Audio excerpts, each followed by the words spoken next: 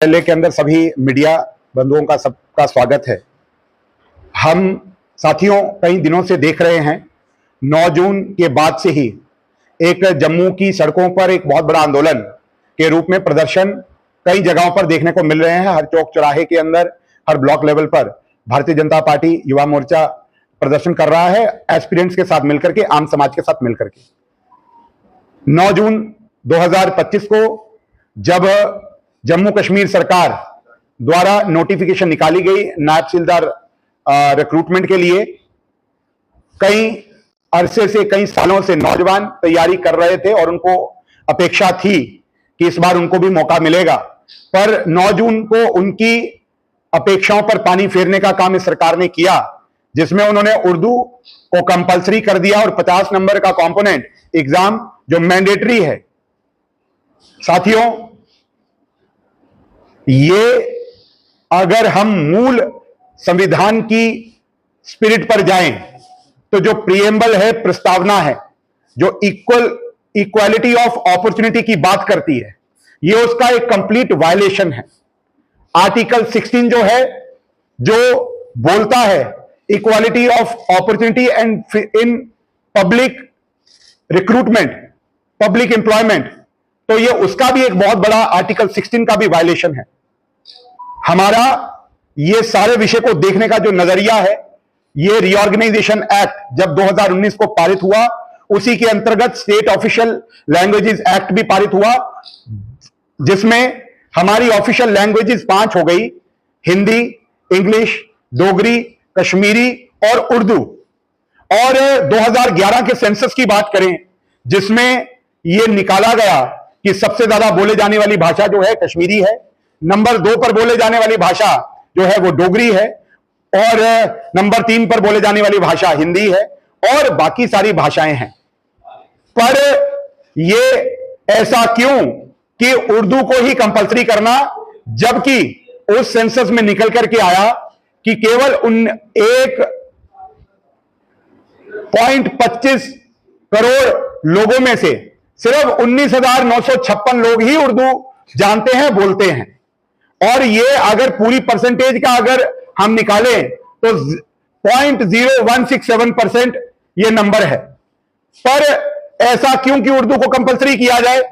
ये एक बहुत बड़ी साजिश है और जो समझ में आती है नौजवानों को, क्योंकि नेशनल कॉन्फ्रेंस की सरकार 2008 के अंदर अगर हम देखें तो 2008 के बाद जब बनी, नायब तहसीलदार की भर्तियां हुई और उसमें 29 सिलेक्टेड कैंडिडेट जो जम्मू के थे, उनकी मेरिट लिस्ट आने के बाद उनकी ज्वाइनिंग नहीं करवाई गई, इस आधार के ऊपर कि इन्होंने 10th में उर्दू नहीं पढ़ा। उन्होंने कोर्ट गए और कोर्ट से जाकर के रिलीफ लेकर के आए, बट उसमें 1.5 साल लग गया। 1.5 साल वो सीनियरिटी में पीछे हो गए, और ये डेलिब्रेट एक्ट था नेशनल कॉन्फ्रेंस द्वारा।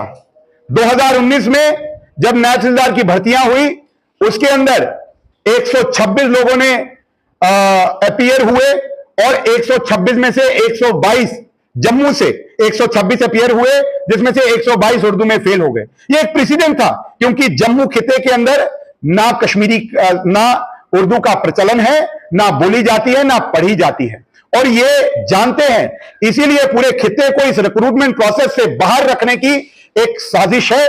हम बार बार कहते हैं, अगर हम और इन डेप्थ में जाएं तो ये जिस तरीके से ये प्रोसेस चलाया गया, और इस प्रोसेस के अगर इन बेसिस पर जाएं तो हम ये जानते हैं कि उर्दू भी जो रेवेन्यू डिपार्टमेंट में जो इस्तेमाल होती है, वो फारसी के शब्द ज्यादा और उर्दू के शब्द कम है। क्यों आज तक डीमिस्टिफिकेशन नहीं हो पाई उर्दू की? अगर एडमिनिस्ट्रेशन ने यह डिसीजन लिया कि डीमिस्टिफाई होनी चाहिए जो शब्दावली है, जैसे मैं आपको एग्जांपल दूं कि उर्दू में बेटे को बेटा बोलते हैं, बेटे को बेटा लिखा जाता है, पत्नी को पत्नी ही लिखा जाता है, पर फारसी के जब शब्द लगते हैं तो पत्नी जोजा हो जाती है, बेटा पिस्र हो जाता है। तो इतनी कंप्लेक्सिटी अभी भी उर्दू रेवेन्यू डिपार्टमेंट में बनाए रखने के पीछे एक साजिश है। जब पूरा देश डिजिटाइजेशन की ओर बढ़ रहा है, जब पूरे देश के अंदर एक डिजिटल इंडिया का कैंपेन चल रहा है कि सब चीजें ऑनलाइन होंगी, पर यहां पर आज भी उस चीज को डिमोट करके, और ये जब से सरकार बनी है ये उसको प्रमोशन के बजाय उसको सप्रेस करने की कोशिश कर रही है।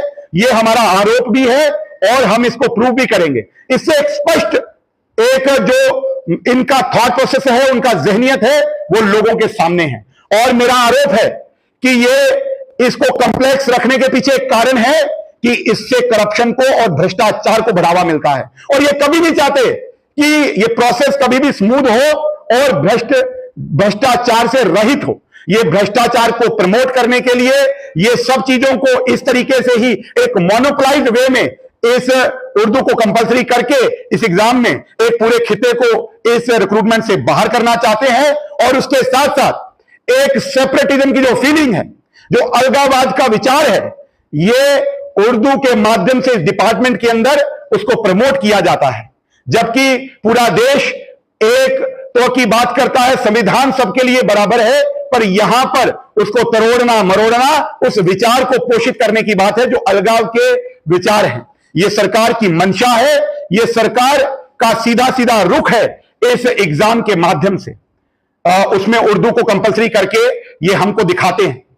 साथियों, मैं आपके माध्यम से सभी जन जन तक पहुंचने का प्रयास है कि और ये सरकार को भी चेतावनी है कि जिस तरीके से पिछले 12 दिन से लगातार जब से इन्होंने नोटिफिकेशन निकाली है, सड़कों पर नौजवान हैं, प्रोटेस्ट डिमॉन्स्ट्रेशन जगह जगह पर देखने को मिल रहे हैं, और वो गुस्से में हैं कि इस चीज को हम स्वीकार, उर्दू के कंपलसरी होने को हम स्वीकार नहीं करेंगे और इसके विरुद्ध है, क्योंकि ये एक साजिश है। यहां से शुरुआत होती है और इसका अंत हम जानते हैं, क्योंकि 70 साल हमने भोगा है। तो हम इसको कभी भी स्वीकार नहीं करेंगे। नौजवान सड़कों पर है और नौजवान एक स्पष्ट शब्द में कहता है, और यह अल्टीमेटम है सरकार को, कि इस महीने के अंदर अंदर अगर इस डिसीजन को नहीं वापस लिया गया, आने वाले महीने के अंदर इस प्रोटेस्ट को, इस प्रदर्शनों को आंदोलन बनते समय नहीं लगेगा।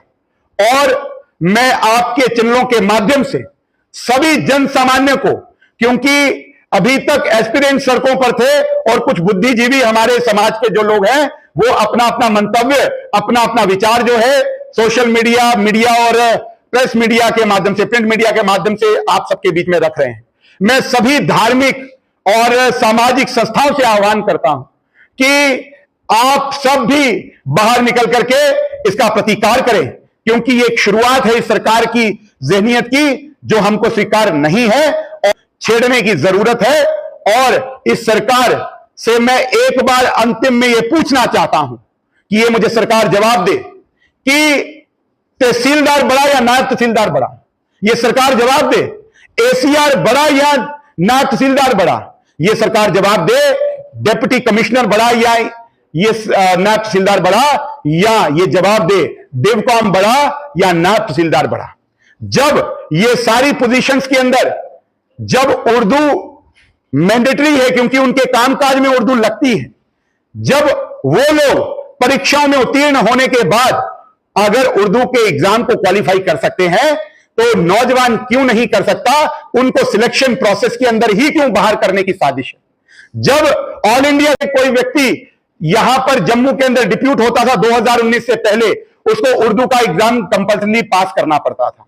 जब कोई नौजवान हमारे यहां के आईएएस ऑफिसर बन रहे हैं, जब तमिलनाडु जाते हैं या महाराष्ट्र काडर में जाते हैं, तो वहां पर जो स्टेट ऑफिशियल लैंग्वेजेस होती हैं उनको उनका एग्जाम पास करना पड़ता है। पर आप उसको पहले दिन से बोलेंगे कि तमिल आएगी तो तुम्हें तमिलनाडु का काडर मिलेगा, तो वो पहले दिन से फेल हो जाएगा। ये एक साजिश है, इसीलिए मैं बार बार कह रहा हूं। इसलिए समाज के बुद्धिजीवी कई अपने मंतव्य, अपने राइटअप और अपने वोकली मीडिया के माध्यम से बार बार रख रहे हैं कि ये सरकार की सोची समझी साजिश है। जब तहसीलदार जो है उसको उर्दू नहीं चाहिए केएस एग्जाम के लिए, जम्मू कश्मीर एडमिनिस्ट्रेटिव सर्विसेज के लिए, जब डीसी को नहीं चाहिए, एसीआर लगाने के लिए उर्दू कंपल्सरी नहीं है, डिवकॉम जो एपिलेट अथॉरिटी है अंडर लैंड रेवेन्यू एक्ट, जो सब लैंड रेवेन्यू के केसेस सुनता है और उसके ऊपर आदेश देता है, एसीआर सुनता है और उस पर आदेश देता है। जब उसके लिए उर्दू कंपलसरी नहीं है तो नायब तहसीलदार के लिए क्यों कंपलसरी है? ये एक बहुत बड़ा आरोप है इस सरकार के ऊपर और इस सरकार को इस पर जवाब देना पड़ेगा।